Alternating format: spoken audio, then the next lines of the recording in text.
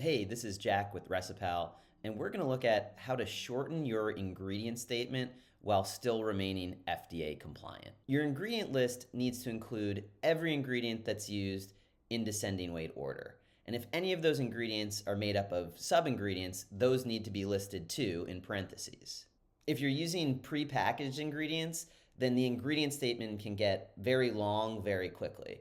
For example, if you're making a cookie that has M&Ms in it, you don't just list M&Ms in the ingredient statement, you need to list all of the sub-ingredients, including things like the colors and preservatives, and that adds up. Now, part of creating a concise, easy to read ingredient statement that gives consumers trust is just about sourcing your ingredients, finding ingredients that have limited sub-ingredients and are easy to understand. However, we know it's not always possible to change the ingredients you're using, and sometimes ingredients just have lots of sub-ingredients and there's nothing you can do about it. What we're going to look at here are the places where you're allowed to group or aggregate certain ingredients together in order to save space on your ingredient statement. Spices are one category of food that can be grouped together.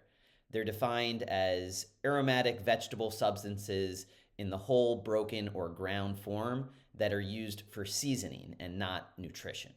So things like cinnamon, black pepper, nutmeg can all be listed under the collective category of spice.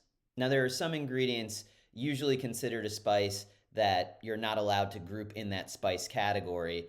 That includes ingredients that can traditionally also be used as a food. So onion powder, garlic powder, celery powder, those all are not allowed to be grouped together as spice. You're also not allowed to group salt as a spice. If the spice serves a technical function beyond flavoring, then you'll have to list that individually. And if the spice is also a coloring element like paprika, then you have to list it as spice and coloring. You're also allowed to group together natural flavors. Natural flavors come from a natural source like fruits, vegetables, meat, fermented product.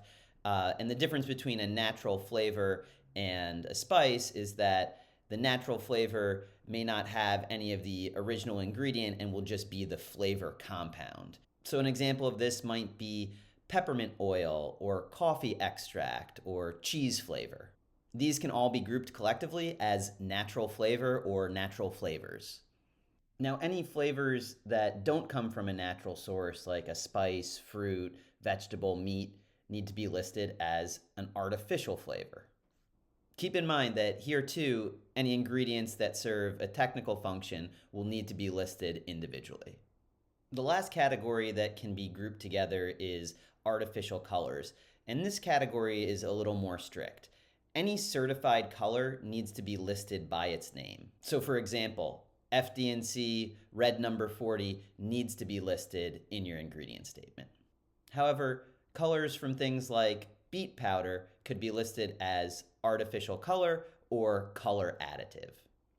Keep in mind, there is no natural color designation, so if you're getting your colors from natural ingredients, you may actually prefer to just leave in that ingredient rather than group it as a color additive or an artificial color. In Recipal, we make it easy to group any of these ingredients into their categories. On the ingredient statement page, there's a column for spice or flavor. Here you could select if something is a spice, if it's an artificial flavor, a natural flavor, or an artificial color, and it will automatically group anything in the same category together. Beyond that, it will add their weights to make sure that it's placing it in the correct spot in the ingredient statement. Another benefit of Recipal is that we let you download each element of your information panel separately. So if you want to download just your ingredient statement, you can do that, making it easy to place it side by side with your nutrition fact panel, which can sometimes be a great way to organize it when you have a long ingredient statement.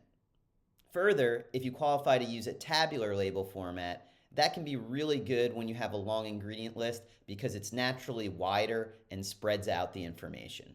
A shorter ingredient list isn't always better. While grouping ingredients together can save space, it may also raise questions. When optimizing your ingredient list, consider what groupings increase confidence and clarity. We hope these tips have been helpful. Let us know if you have any questions.